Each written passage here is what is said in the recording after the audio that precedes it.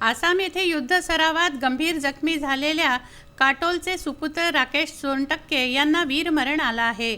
भारतीय सैन्य दलात सैनिक पदावर कार्यरत असलेले काटोलचे सुपुत्र राकेश देवीदास सोनटक्के यांना रविवारी रात्री वीरमरण आले। आसामच्या दिग्जाम येथे युद्ध सराव करत असताना राकेश यांच्या डोक्याला 20 दिवसांपूर्वी गंभीर जखम झाली होती।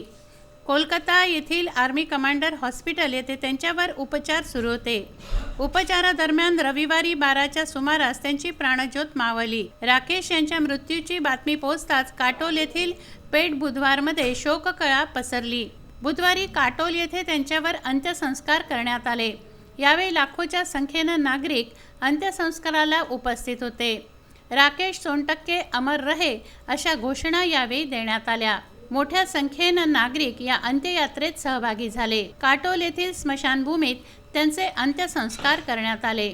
त्यांच्या पश्चात पत्नी रुचिका, 1 वर्षाचा मुलगा पृथ्वी, आई वडील व 2 भाऊ असा आप्त परिवार आहे। वीर राकेश सोनटक्के यांना विदर्भ न्यूज परिवारातर्फे भावपूर्ण श्रद्धांजली।